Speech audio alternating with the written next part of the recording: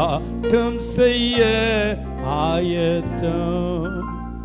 இயேசுவே, அடிமை களிமண்ணான ஒன்றும் தகுதியில்லாத அடிமை மறைத்து ஆவியானவர் எங்களோடு பேசுவீராக. உம்முடைய சத்தம் கேட்டு உம்முடைய சித்தம் செய்ய உதவி செய்யுங்கப்பா. உம்முடைய சகல பிரசாபத்தை பார்க்கிலும் உம்முடைய வார்த்தையை நீர் மகிமைப்படுத்தியிருக்கிறதுக்காக ஸ்தோத்திரம். இயேசுவின் நாம ஜெபிக்கிறோம் பிதாவே. மத்தேயு 5ஆம் அதிகாரத்தில் ஆண்டவராகிய இயேசு கிறிஸ்து சில ஊமைகளை, ஆண்டவர் ஊமைகள் அல்ல உபதேசங்களை அவர் போதிக்கிறதை பார்க்கிறோம். ஒரு திருமண அறிக்கை உண்டு. மைக்கேல் பிரதரும் செல்வி சிஸ்டம் வந்து சொல்லிட்டாங்க, கட்டாயம் இது வாசிக்கப்படும். இடையில வாசிக்கிறேன். கர்த்தருக்கு மகிமை உண்டாகட்டும். ஆண்டவராகிய இயேசு கிறிஸ்து மத்தேயு 5ஆம் அதிகாரத்தில் போன வாரம் நம் மத்தியில் வந்த அப்போஸ்தலர் ஆரோக்கிய சீலன் ஐயா மூலமாக ஆண்டவருடைய வார்த்தையை நாம் நினைச்சதும் கேட்டோம். ஆண்டவர் இயேசு தன் வாயை திறந்து அவர்களுக்கு போதித்து சொன்னதை குறித்து மத்தேயு 5ஆம் அதிகாரத்திலே வாசிக்கிறோம். மத்தேயு 5ஆம் அதிகாரம் 1வது 2வது வசனத்தை வாசிக்கிறேன். அவர் திரளான ஜனங்களை கண்டு மலையின் மேல் ஏறினார். அவர் உட்கார்ந்த பொழுது அவருடைய சீசர்கள் அவரிடத்தில் வந்தார்கள். அப்பொழுது இயேசு தமது வாயை திறந்து அவர்களுக்கு உபதேசித்து சொன்னது என்னவென்றால், முதலாவது பரலோக ராஜ்யம் யாருக்கு சொந்தமாகும்? பணக்காரங்களுக்கு, ரொம்ப படித்தவங்களுக்கு, மாம்ச பலன் உள்ளவங்களுக்கு, பெரிய ஊழியக்காரருக்கு, பெரிய பாஸ்டருக்கு அப்படி அல்ல. பரலோக ராஜ்யம் யாருடையது? இந்த பூமியில் உரியதை யாரும் நினைச்சலாம் எடுத்துக்கிடலாம். ஆனால் பரலோக ராஜ்யம் யாருடையது என்று ஆண்டவர் இயேசு சொல்லும்போது முதல்ல சொல்கிறாரு, ஆவியில் எளிமை உள்ளவர்கள் பாக்கியவான்கள், பரலோக ராஜ்யம் அவர்களுடையது. பரலோக ராஜ்யத்துக்கு யார் போவான்னு சொல்லி ஆண்டவர் சொன்னார். இந்த சிறு பிள்ளையை போல தாழ்த்துகிறவன் பரலோக ராஜ்யத்தில் பெரியவனாக இருப்பான். பரலோகத்தில் இருக்கிற என் பிதாவின் சித்தத்தின்படி செய்கிறவனே பரலோக ராஜ்யத்தில் பிரவேசிப்பானே அல்லாமல் தன் விருப்பப்படி மனுஷீக ஞானத்தின்படி மனுஷீக விருப்பத்தின்படி செய்கிறவன் பரலோக ராஜ்யத்தில் பிரவேசிக்க முடியாது. நரகத்துக்கு போகலாம். டிக்கெட் இலவசமான டிக்கெட். பரலோகத்துக்கு போனால் இயேசு சொன்னார், பரலோக ராஜ்யம் பலவந்தம் பண்ணப்படுகிறது. பலவந்தம் பண்ணுகிறது. பலவந்தனது அது ரொம்ப போராடணும், அதுக்காக ரொம்ப பிரயாசப்படணும். இந்த பாருங்க, 5 வருஷ ஆட்சிக்காக அரசியல்வாதிகள் எல்லாம் அயராது உழைக்கிறாங்க, எவ்வளோ பாடுபடுறாங்க. எப்படியாவது நாற்காலியை பிடிச்சிடலாமா, சிஎம் போஸ்ட்டை, பிஎம் போஸ்ட்டை, மினிஸ்டர் போஸ்ட்டை, எம்எல்ஏ போஸ்ட்டை பிடிக்கலாமா, அதுக்கு எத்தனை கோடி செலவழிக்கணும், எப்படி எல்லாம் நினைச்சுறாங்க, முயற்சிக்கிறாங்க. பாருங்க, நம்ம பரலோக ராஜ்யம் கோடி கோடி வருஷமாக இயேசுவோடு கூட நாம் பரலோக ராஜ்யத்தில் இருக்க போகிறோம். ஹல்லேலூயா. காலையில் முதல் 6ஆம் தம்பி தீமோ ஒரு பாடுபான, அப்பா வீட்டில் எப்போதும் சந்தோஷமே, ஆடலும் பாடலும் இங்கு தானே. ஹல்லேலூயா. அருமையான தேவ பிள்ளைகளே, பரலோக ராஜ்யம் பாருங்க. பரலோக ராஜ்யம் நிக்கோதேமு என்கிற ஒரு ஜெப ஆலய தலைவனத்தில் அண்ணன் பொற்செல்வன் அண்ணன் 2 வாரத்துக்கு முன்னாடி சொன்னாங்க, ஜெப ஆலய தலைவன் நிக்கோதேமை பார்த்து, ஒருவன் மறுபடியும் பிறவாவிட்டால் தேவனுடைய ராஜ்யத்தை காண மாட்டான், ஒருவன் ஜலத்தினாலும் ஆவியினாலும் பிறவாவிட்டால் தேவனுடைய ராஜ்யத்தில் பிரவேசிக்க மாட்டான் என்று ஆண்டவர் அவனுக்கு சொல்வதை பார்க்கிறோம். மத்தேயு 5ஆம் அதிகாரத்தில் இயேசு தம்முடைய வாயை திறந்து சொல்கிறாரு, முதல் பரலோக ராஜ்யம், இந்த பூமிக்குரியதை குறித்து ஆண்டவர் சொல்லலை. வேதத்தில் இருந்து பூமிக்குரிய காரியம் அது ஆண்டவரை தேடும்போது, அவருக்காக வாழும்போது நமக்கு ஆண்டவர் தேவைக்கேற்ற மாதிரி நினச்சிவார், கொடுப்பார். ஆண்டவருடைய நாம் மயப்படுவதாக. ஆவியில் எளிமை உள்ளவர்கள் பாக்கியவான்கள், பரலோக ராஜ்யம் அவர்களுடைய. சில நேரம் எனக்கும் நமக்கும் என்னது, ஆவியில் ஒரு பெருமை வந்துடும். உடனே ஆண்டவருடைய பாதத்தில் விழுந்து, ஆண்டவரே என்னை மன்னிங்கப்பா, நான் மனம் மேட்டிமைக்கு இடம் கொடுக்குறேன், பெருமைக்கு இடம் கொடுக்கிறேன், அகங்காரத்துக்கு இடம் கொடுக்கிறேன், இருமாப்புக்கு இடம் கொடுக்கிற ஆண்டவரே. சிலருக்கு ஜாதி பெருமை, சிலருக்கு படிப்பு பெருமை, சிலருக்கு அழகு பெருமை, சிலருக்கு தாளந்து பெருமை, சிலருக்கு அவங்களுக்குள்ளா இருக்கிற சில ஞானத்தை குறித்த பெருமை இருக்கிறது. நமக்கு இந்த உலகத்தில் எதை குறித்தும் பெருமை வேண்டாம், இயேசுவை குறித்தே நாம் பெருமை பாராட்ட அழைக்கப்பட்டு இருக்கிறோம். ஹல்லேலூயா. என்னுடைய மருமகன் ஜோயல் அவர்கள் ஒரு 2 வாரத்துக்கு முன்பதாக அதிகாலை ஜெபத்தில் ஒரு செய்தி கொடுத்தாங்க. நான் அல்ல, கர்த்தரே என்று, தேவனே என்று யோசேப்பு சொல்கிறான். நாம் அல்ல, நீங்கள் அல்ல. யோசேப்பு சொல்றாரு, நீங்கள் அல்ல, கர்த்தரே என்னை உங்களுக்கு முன்பதாக இங்கே அனுப்பினார். நீங்க நினைச்சீங்க 20 வெள்ளிக்காசுக்கு இந்த யோசேப்பை விற்று போடலாம் சொல்லி நினைச்ச, விற்று போட்டீங்க, குழியில போட்டீங்க, அடிமையா விட்டீங்க, போர்த்திபார் வீட்டில் கொண்டு வரப்பட்டேன். இது எல்லாம் நீங்கள் செய்ததல், நீங்கள் அல்ல, கர்த்தரே உங்களுக்கு ஜீவ ரட்சணை செய்யும்படி என்னை அனுப்பினார் என்று. இனி நான் அல்ல, கிறிஸ்துவே எனக்குள் பிழைத்திருக்கிறார் என்று கலாத்தியர்ல அப்போஸ்தலனாகிய பவுல் சொல்றாரு. நான் அல்ல, நாம் அல்ல, நாங்கள் அல்ல, இயேசுவே என்னில் மகிமைப்படணும். ஹல்லேலூயா. அப்படிப்பட்ட தாக வேணும். உலக பிரகாரமான ஒரு காரியத்துக்காக அல்ல. பரலோக ராஜ்யம் யாருடையது என்றால், ஆவியில் எளிமை உள்ளவர்கள் பாக்கியவான்கள். ரொம்ப படித்தவங்க பாக்கியவான்க, ரொம்ப பணம் உள்ளவங்க பாக்கியவாங்க, ரொம்ப சொத்து உள்ளவங்க பாக்கியவாங்க, பெரிய பராக்கிரமசாலி. இங்கே வாசிக்கிறோம் அல்லவா, பலத்தினாலும் அல்ல, பராக்கிரமத்தினாலும் அல்ல, என்னுடைய ஆவினாலே ஆகும் என்று சேனைகளின் கர்த்தர் சொல்லுகிறார். பலத்தை குறித்து அல்ல, பணத்தை குறித்து அல்ல, பராக்கிரமத்தை குறித்து அல்ல. இதெல்லாம் அழிஞ்சு போயிடும், இதெல்லாம் மாயையானது, இதெல்லாம் நிலை நிற்காமல் போய்விடும். மகா அலெக்சாண்டர் எத்தனையோ யுத்தங்களை செய்து அநேக நாடுகளை, ராஜாக்களை தோற்கடித்தார், ஜெயித்தார். சத்துருடைய கொள்ளை பொருளை அவர் எடுத்துக்கொண்டார். அவர் போன இடத்துல ஜெயம் வந்தது. திடீரென்று ஒரு சின்ன காய்ச்சல் வந்து அவர் மரித்து போனார். அவர் மரிக்கிற குன்பதா சொன்னாரா, நான் மரிக்க போகிறேன். எத்தனையோ வீர தியாக சாளகங்களாம் செய்தேன், எத்தனையோ போரில் நான் பராக்கிரமனாக இருந்தேன், இப்பொழுது நான் மரிக்க போகிறேன். நீங்கள் என்னுடைய அடக்கம் பண்ண போகும்போது என் கையை வெளியே நினைச்சீங்க போட்டு விடுங்க. அப்போ எல்லாரும் என்ன கேட்ப, ஏன் அலெக்சாண்டருடைய கைகள் வெளியே பிரேத பெட்டிக்கு வெளியே வைக்கப்படுகின்றால், நிர்வாணியாய் நான் வந்தேன், நிர்வாணியாய் போகிறேன். எத்தனையோ ராஜாக்களை தோற்கடித்தேன், எத்தனையோ தேசங்களை ஜெயித்தேன், ஆனால் ஒன்றையும் நான் கொண்டு போவதில்லை. நாம் மரிக்கும் போது நாம் கொண்டு போகிறது ஆத்துமாக்கள் மாத்திரம்தான். மனுஷன் உலகம் முழுவதையும் ஆதாயப்படுத்தி கொண்டாலும் தன்னுடைய தந்திரத்தினாலே, சூழ்ச்சியினாலே, முயற்சியினால், இன்றைக்கு பில்லு சூனியம் வைக்கிறாங்க தெரியுமா? இந்த வியாபாரம் நடக்கக்கூடாது, இந்த வியாபாரம் தோற்று போகணும் அப்படின்னு சொல்லி பில்லி சூனியம் வச்சு தங்க வியாபாரத்துக்கு இன்றைக்கி நிறைய தொழில்களில் பில்லி சூனியம் வைக்கிறாங்க. எப்படியா இந்த ஆள் ஓஞ்சி நான் உயரணும், நான் மேன்மையடையணும், நான் சிறப்பாகணும், இவங்க என்னன்னையும் போகிறாங்க, அழிஞ்சு போட்டோம், நான் வாழணும் சொல்லி பில்லி சூனியம் வைக்கிறாங்க. கலாத்தியர் 6 அங்கே ஆவியானவர் பவுலை கொண்டு சொல்கிறார், தேவன் தன்னை பரியாசம் பண்ண விட்டார். மனுஷன் எதை விதைக்கிறானோ அதையே அறுப்பார். நாம் எதை விதைக்கிறோமோ அதைத்தான் அறுப்போம். இன்றைக்கு ரொம்ப ஜாக்கிரதையாக இருக்கணும். நம்ம தீமையானதை விதைத்தால், தந்திரமானதை விதைத்தால், சூழ்ச்சியானதை விதைத்தால் அதைத்தான் நம்ம அறுப்போம். நம்ம நீதியை விதைத்தால், நன்மையை விதைத்தால், தெய்வீகத்தை விதைத்தால் அதை நாம் அறுப்பணும். விதைக்கிறத பொறுத்து தான் இருக்கிறது. ஹல்லேலூயா.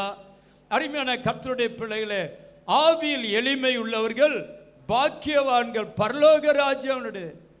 அப்போ நம்ம கவனம் இல்லை நினச்சணும், பரலோகத்துக்கு போகணும், தேவ ராஜ்யத்தை நினச்சணும், சுதந்திரிக்கணும். மகா அலெக்சாண்டர் அவருடைய கையை வெளியே போட்டு போனாங்க. ஏன்னா நான் நிர்வாணியாய் வந்து அருமையான தேவ பிள்ளைகளே, ஆத்துமா நேரத்தை ஆதாயம் பண்ணணும். கர்த்தர் நம்ம கொடுத்த பணத்தை, பலத்தை, நம்ம கொடுத்த தாளந்துகளை, கிருபைகளை, ஆத்துமாக்களை ஆதாயம் பண்ண, ஆத்துமாக்களை ரட்சிப்புகளை நடத்த நம்ம என்ன சென்றால் நாம் அதை பயன்படுத்த வேண்டும். அதுதான் ஞானம். உலகம் முழுவதையும் ஆதாயப்படுத்துறது ஞானம் அல்ல, ஆத்துமாக்களை ஆதாயம் பண்ணணும். இன்றைக்கு பிசாசு நம்முடைய பலன், நேரம், முயற்சி, பிரயாசத்தெல்லாம் என்னது பரலோகத்து மேலே இல்லாமல் உலகத்தில் எதை பெற்றுக்கொள்ளலாம், உலகத்தில் மதிப்பு, மரியாதை, சீரும் சிறப்பு எல்லாம் மாயை, எல்லாம் ஒன்றும் இல்லாமல் போயிடும். சாலமோன் காலத்தில் தங்கமும் வெள்ளியும் என்னதான் சாதாரண உலோகம் போல எண்ணப்பட்டது. ஆனால் அவர் சொல்கிறாரு, வானத்துக்கு கீழே பூமிக்கு மேலே எல்லாம் மாயையும் மனதுக்கு சஞ்சலமாக இருக்கிறது. தேவனுக்கு மகிமை உண்டாகட்டும். இந்த அதிகாரத்தில் நான் என்னுடைய செய்தி இது அல்ல, ஆண்டவர் உணர்த்தினதை சொல்லிக்கிட்டு போகிறேன். அங்கே வாசிக்கிறோம் 5ஆம் அதிகாரம் 6ஆம் வசனத்தில், நீதியின் மேல் பசிதாகம் உள்ளவர்கள் பாக்கியவான்கள். இன்றைக்கு நாம் நீதியின் மேல் பசிதாகம் இல்லாதபடி உலக காரியங்களிலே பசிதாகத்தை பிசாசு உருவாக்குவான், மனிதர்கள் உருவாக்குவாங்க. நீ இப்படியே இருந்தால் அவ்வளோதான், உன்னை ஓச்சிருவாங்க, உன்னை ஒன்றும் இல்லாமல் ஆக்குவாங்க. மனுஷன் ஓய்க்கலாம், ஆனால் கர்த்தர் ஓய்ப்பாரா? ஏற்ற காலத்தில் அவர் உங்களை உயர்த்தும்படிக்கு அவருடைய பலத்தை கைக்குள் நினைச்சீங்க, அடங்கி இருங்க. ஹல்லேலூயா. ஆண்டவருடைய பலத்தை கைக்குள் அடங்கி இருக்கணும். ஏற்ற காலத்தில் உயர்த்துவார். நம்முடைய தந்திரம், மந்திரம், பில்லி சூனியம் உயர்த்தாது. அருமையான தேவ பிள்ளைகளே, அவருடைய கரத்தில் அடங்கி இருந்தால் உயர்த்துவார்.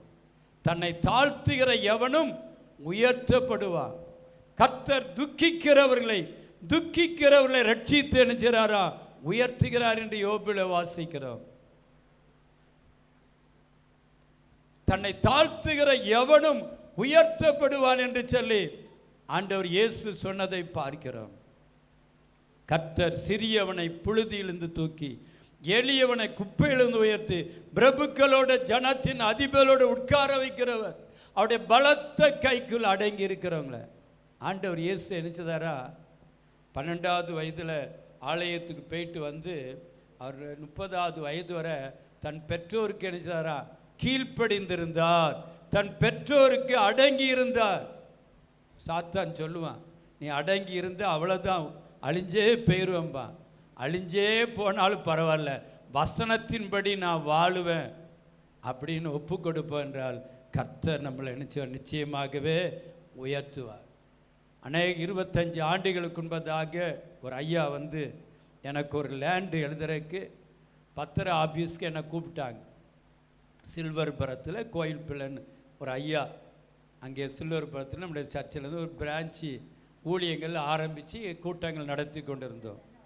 அப்பொழுது திடீரென்று அந்த ஐயா இன்றைக்கு பத்திரம் எழுத போகிறோம், நீங்கள் வந்து ஒரு 5 சென்ட் லேண்டு இந்த WME ஸ்தாபனத்துக்கு உங்கள் பேரில் தரப்போகிறேன் வாங்கினாங்க.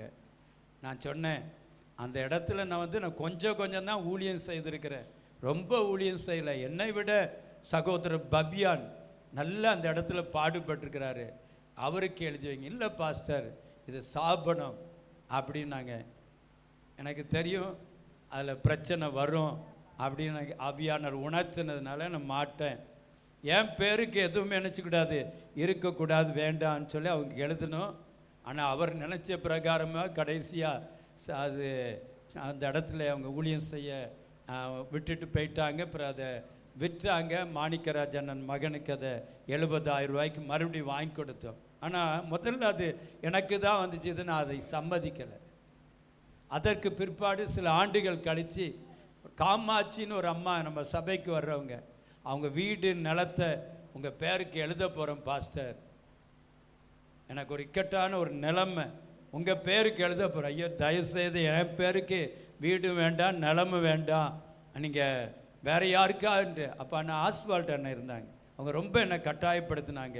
நீங்கள் தயவுசெய்து வாங்க, இவர் உத்தம உண்மையுமான ஊழியக்காரர், அவருக்கு நீங்கள் எழுதி கொடுங்கன்னு சொல்லி அவங்கள அந்த வீடு நிலம் எல்லாம் எழுதி கொடுத்தாங்க. பிறகு சில ஆண்டுகள் கழித்து மறுபடியும் அதை அவங்ககிட்ட வந்து வாங்கிக்கிட்டாங்க. ஆனால் கதிரவண்ண பின்னால் அந்த இடத்த அவங்க விலை கொடுத்து வாங்கினாங்க. அருமையான தேவ பிள்ளைகளை, கர்த்தர் கொடுக்காத ஒன்றை எதிலையும் நம்ம ஆசைப்படக்கூடாது. பரத்திலிருந்து ஒருவனுக்கு கொடுக்கப்படாவிட்டால் ஒருவனும் ஒன்றை நினைச்ச மாட்டானா பெற்றுக்கொள்ளும். தம்பி ரோஜர் மேலே இருக்கிறாங்க, அவங்ககிட்ட சில இன்ஜினியர்ஸ், ஸ்டெர்லைட் இன்ஜினியர்ஸ்லாம் வந்து தம்பிகிட்ட பேசியிருக்கிறாங்க. உங்கள் பாஸ்டர் சந்திக்கணும், ஒரு காரியம், நாங்கள் இந்த சர்ச்சை நாங்கள் மாடிஃபை பண்ணி ஃபுல் ஏசியோ கம்ப்ளீட்டாக நாங்கள் சேஞ்ச் பண்ணி தந்துடுவோம், நியூ மாடலில் தந்துடுவோம் அப்படின்னு சொல்லி தூத்துக்குடி ஸ்டெர்லைட்லேருந்து தம்பிகிட்ட சில இன்ஜினியர் சொல்லி என்கிட்ட கேட்டாங்க. அவங்க சொன்னாங்களே, எங்கள் பாஸ்டர் இதெல்லாம் விரும்ப மாட்டாங்க, ஆனால் நீங்கள் சொல்கிறதுனால சொல்கிறேன்ட்டு. நீங்கள் சொன்னது கரெக்ட் தம்பி. ஆண்டவர் நமக்கு கொடுக்காமல் எதையும் நாம் பெற்றுக்கொள்ளக்கூடாது. அவர் நம்மளுக்கு என்ன செய்வார், தருவார். தேவ பிள்ளைகள் மூலமாக தேவ சித்தத்தின்படி தேவ நமக்கு என்ன தரும்போது தான், அதுவும் ஆவியான நடத்தல் இருந்தால்தான் பெற்றுக்கொள்ள வேண்டும். மிச்சப்படி எதையும் பெற்றுக்கொள்ள. தம்பி ரோஜர் வந்திருக்கிறாங்க சென்னையிலேருந்து, நம்ம சர்ச்சில் வாலிபர் கூட்டம் நடத்தி தம்பி தீமோத்தை அழைச்சிட்டு இந்த ஊர் ஃபுல்லாக ட்ராக்ஸ் கொடுத்துருக்குறாங்க. அருமையான தேவ பிள்ளைகளை, இந்த உலகத்தில் நமக்கு எந்த மேன்மைக்காக மதிப்புக்காக ஐயோ இதை விட்டுட்டா அவ்வளோதானே, ஆண்டவரை பிடிச்சிக்கிட்டா போதும், எதெல்லாம் விடணுமா, மண்ணுக்காக மாணிக்கத்தை விட்டிட மாட்டேன், வெறும் மண்ணுக்காக மாணிக்கத்தை விட்டிட மாட்டேன், இயேசுவை போல் அழகுள் யாரையும் பூமி இதுவரை கண்டதில் காண்பதுமில்லை, புறநலகுள்ளவர் பூவியந்தன் வாழ்க்கையே நீரை போதும் வேறே வேண்டாம் எந்த நன்னல் இயேசுவே, மண்ணுக்காக மாணிக்க வெட்டிட மாட்டேன், வேறும் மண்ணுக்காக மாணிக்கத்தை வெட்டிட மாட்டேன். எரேமியா 2ஆம் அதிகாரத்தில் 12-13 கர்த்தர் தம்முடைய ஜனத்தை பார்த்து, தம்முடைய சொந்த ஜனத்தை பார்த்து அவர் துக்கிக்கிறார், வேதனைப்படி என்ன சொல்றாரு, என் ஜனங்கள் 2 தீமைகளை செய்தார்கள். முதல் ஆராதனை, தீமை விட்டு விலகி நன்மை செய், என்றென்றைக்கும் நிலைத்திருப்பார், உலகமும் அதன் இச்சையும் ஒளிந்து போகும், தேவனுடைய சித்தத்தின்படி செய்கிறவனோ என்றென்றைக்கு நிலைத்திருப்பான் என்று சொல்லி காலையிலே பார்த்தோம். அருமையான, யார் நிலைத்திருப்பாங்கன்னா, தீமையை விட்டு விலகி நன்மை செய்யும் போது, உலக இச்சைகளை சிலுவையில் ஆணை அறைய ஒப்பு கொடுத்துட்டு தேவ சித்தம் செய்கிறவங்க என்றென்றைக்கும் நிலைத்திருப்பாங்க. அங்கே எரேமியா 2ஆம் அதிகாரத்தில் கர்த்தர் தம்முடைய ஜனத்தை பார்த்து துக்கம், என் ஜனங்கள் 2 தீமைகளை செய்தார்கள். என்ன தீமை?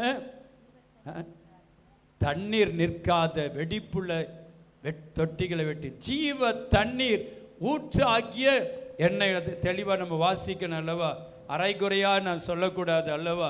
எரேமியா 2ஆம் அதிகாரம், என் ஜனங்கள் 2 தீமைகளை செய்தார்கள், ஜீவ தண்ணீர் ஊற்றாகிய என்னை விட்டு விட்டார்கள், தண்ணீர் நிற்காத தொட்டிகளாகிய வெடிப்புள்ள தொட்டிகளை தங்களுக்கு வெட்டி கொண்டார்கள். அருமையானவர்களை, உலக மக்களை பார்த்து சொல்லல, உலகத்தில் உள்ள மனிதரை பார்த்து சொல்லல, என் ஜனங்கள், மை பீப்புள் 2 தீமைகளை நினைச்சதார்கள் செய்தார். தீமையை விட்டு விலகி நன்மை செய். நீதிமொழியில் 8:13 வாசிக்கிறோம், எது கர்த்தருக்கு பயப்படுகிற பயமா? தீமையை வெறுப்பது கர்த்தருக்கு பயப்படுகிற பயம். சங்கீதம் 45:6-7 வாசிக்கிறோம், நீர் நீதியை விரும்பி அக்கிரமத்தை வெறுக்கிறீர், ஆதலால் தேவனே உம்முடைய தேவன் உமது தோழரை பார்க்கிலும் ஆனந்த தைலத்தினால். சிலருடைய வாழ்க்கையில் துக்கம், கவலை, போராட்டம். ஆனால் நம்ம தீமையை வெறுக்கும் போது, நன்மையை தெரிந்து கொள்ளும் போது, அக்கிரமத்தை வெறுத்து நீதியை நாம் பெற்று விரும்பும்போது கர்த்தர் நம்மை ஆனந்த தைலத்தினால் நினைச்சுவார், அபிஷேகம் பண்ணுவார். இங்கே வாசிக்கிறோம், என் ஜனங்கள் 2 தீமைகளை செய்தார்கள், ஜீவ தண்ணீர் ஊற்றாகிய என்னை விட்டு விட்டார்கள். சில நேரம் என்கிட்ட ஆண்டவர் பேசுவார், தண்ணீர் நிற்காத வெடிப்புள்ள தொட்டிகளை தங்களுக்கு வெட்டி கொண்டார்கள் என்று 2 தீமை.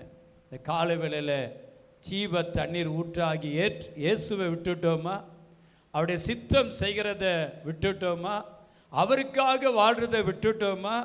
ஆத்துமாக்களை ஆதாயம் பண்ணுவதற்கு பதிலாக வேற உலகத்தில் மதிப்பு, மரியாதை, கனம், புகழ், அந்தஸ்து, ஸ்தானம் இதை பெற்றுக்கொள்ள பிரயாசப்படுகிறோமா?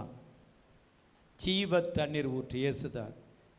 இயேசுதா என் இரட்சகர், இயேசுதா என் ராஜா, சர்வ வல்லவர் என் சொந்தமானார், சாவை வென்றவர் என் ஜீவனானார், சர்வ வல்லவர் என் எஜமான, சாவை வென்றவர் என் மணவாளர்.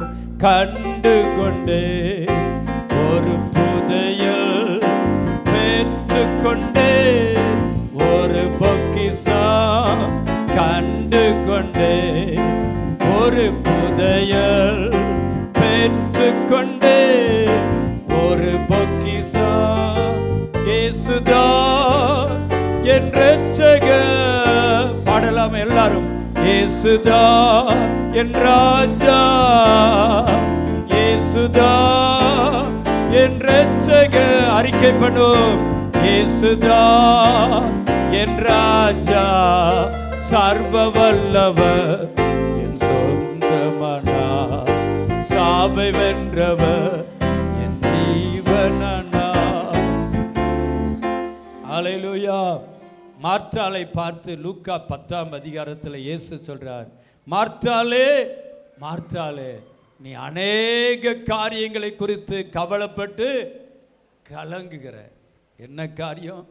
எடுபடுகிற காரியத்தை குறித்து கவலைப்படுற, எடுபடுகிற பங்கை குறித்து கவலைப்படுற. அலெக்சாண்டர் எல்லாம் ஜெயித்தார், கடைசியில் போகும்போது ஒன்றும் இல்லாமல் போனார். அருமையானது, நம்ம மரிக்கும்போது நூற்றுக்கணக்கான ஆயிரக்கணக்கான ஆத்துமாக்களோடு பரலோகத்துக்கு போகிறதா என்னது தேவனுடைய சித்தம். எங்கள் அம்மா ஜெபம் பண்ணுவாங்க, என்னுடைய தாயார் எங்களுக்காக ஜெபம். ஆண்டவரே, என் பிள்ளைகள் ஒவ்வொருவரும் லட்சக்கணக்கு, அவங்க பணக்காரங்களாக மாறுறாங்களோ பெரிய பங்களாவில் இருக்குன்னு நான் விரும்பலை. ஆண்டவரே, என் பிள்ளைகள் ஒவ்வொருவரும் என்ன செய்யணும், லட்சக்கணக்கான ஆத்துமாக்கள் என்ன செய்யணும், ஆதாயம் பண்ணணும் சொல்லி அதுக்காக ஜெபம் பண்ணுவாங்க. அதான் அவங்களுடைய ஆசை, அதான் அவங்களுடைய விருப்பமாக இருந்துச்சு. அருமையான தேவ பிள்ளைகளே, மார்த்தாள் அநேக காரியங்களை குறித்து கவலைப்பட்டு எதற்காக? எடுபட போகிற காரியம், நிற்காத காரியம், நிலை நிற்காத காரியம், அது மேல அவளுக்கு கவலை. ஆண்டு சொல்றார், நீ அநேக காரியங்களை குறித்து கவலைப்பட்டு கலங்குற. மரியாளை பார்த்து ஆண்டு சொல்றார், மரியாள் தேவையானது ஒன்றே, மரியாள் தன்னை விட்டு எடுபடாத நல்ல பங்கை தர. இன்றைக்கு பிசாசு தேவையில்லாத காரியங்களில் மூக்க நுழைக்க, அதில் கவனத்தை செலுத்த, அதில் நம்ம போராட, சண்டை போராட நம்மளை தூண்டி விடுவான். இதை விட்டுறாத, சண்டை போடு, இதை பிடி, சில தூண்டி விடுவாங்க. உன் நிலத்தை அவங்க எடுக்கிறாங்களா, விட்டுறாத, சண்டை போடு, எதிர்த்து. போன வாரம் அப்போஸ்தலர் ஆரோக்கிய செஞ்ச தீமையோடு எதிர்த்து நிற்க வேண்டாம். ஒருவன் உன்னை வலது கணத்தில் அறந்தா மறுகணத்தை திருப்பி கொடு.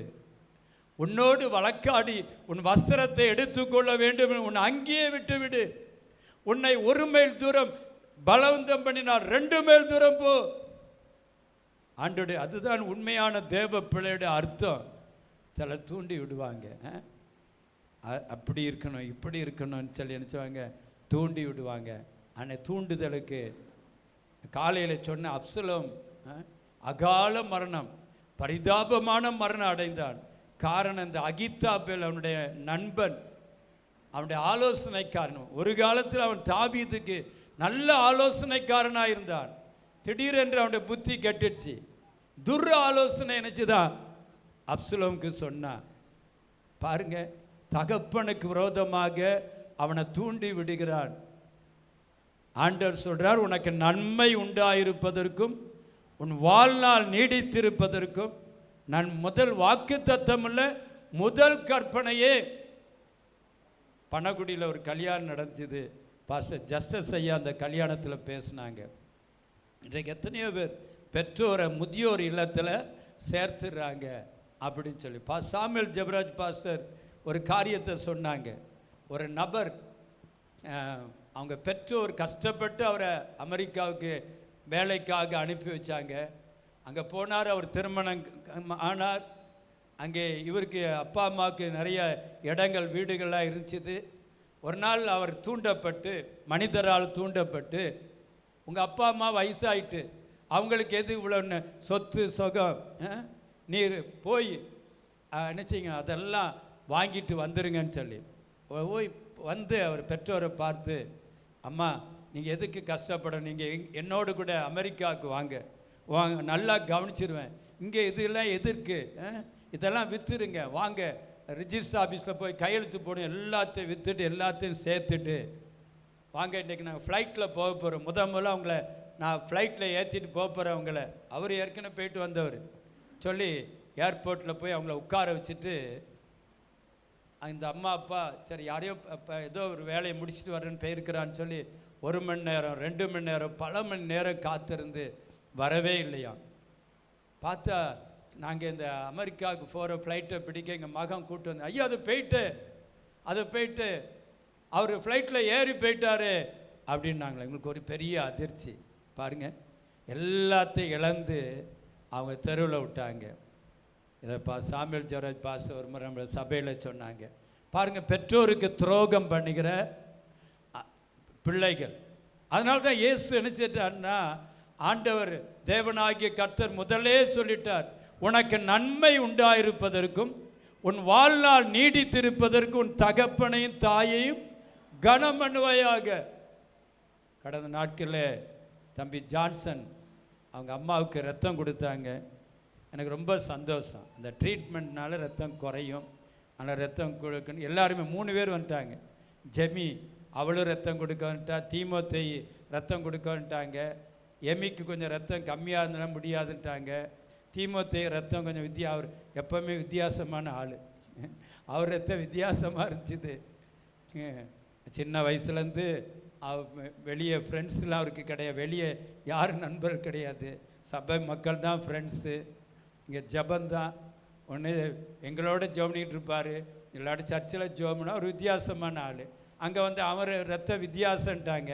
தம்பி ஜான்சன் அவன் ரத்தத்தை நினச்சினா அம்மாவுக்காக தியாகம் பண்ணி கொடுத்தார். அது ஒரு நல்ல காரியம்.